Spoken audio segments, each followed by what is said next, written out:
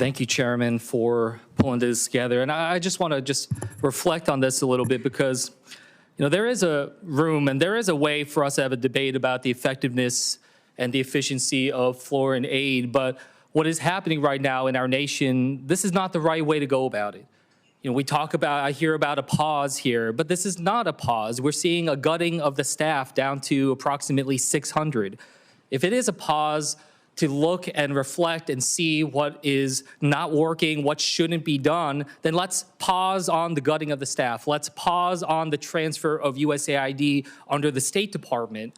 So I just wanted to show that this is not a pause. This is not a review. This is already a reorganization, already a dismantling of USAID as it is. And I say that as someone who, a little over 20 years ago, stepped into the Ronald Reagan building for the very first day in public service. I served at USAID. I don't know who else in this room has.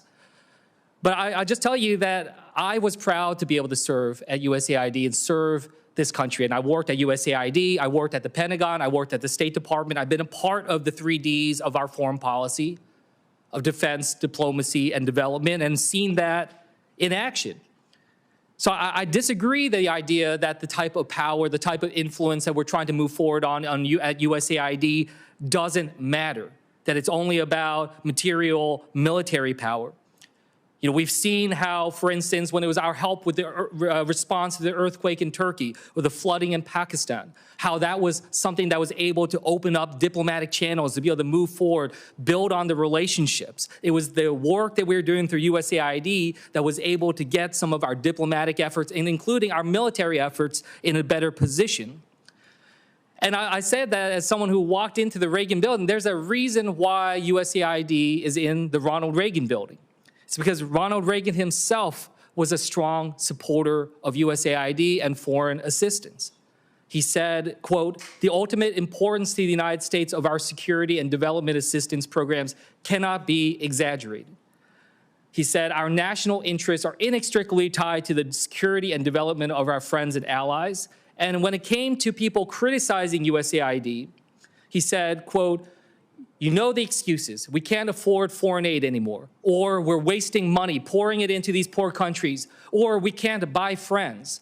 Other countries just take the money and dislike us for giving it." A lot of things that we heard here today.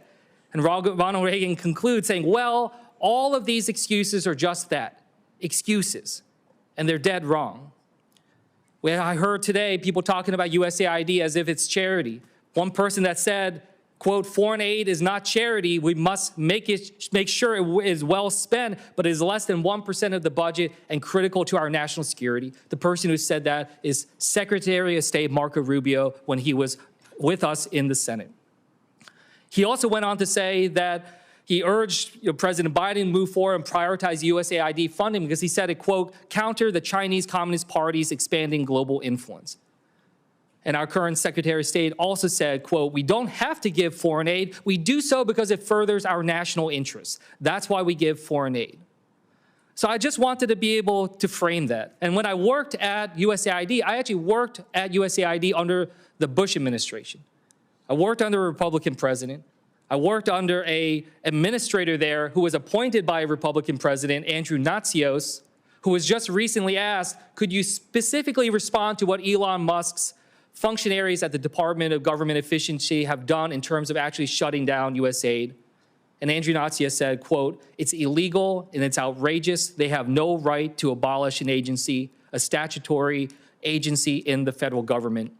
So I just wanted to raise this because what we're talking about here is efforts that are trying to end a long-standing bipartisan understanding about our strength as a global leader. And what we are also seeing, and this is something that just feels so personal, is just the demonization of public servants. We can have a debate about foreign aid, but we can do it without demonizing the people who have sworn an oath to this country. Many of them right now working in difficult and dangerous places. Some of them don't know how they're going to get back home right now because of how quickly all of this had been shut off. And what it really just shakes around the world when I hear from leaders in other countries is they say, what is the value of the American handshake right now? And I think that that has been detrimentally affected and really negatively affected over the course of the last couple weeks. And with that, I'll yield back.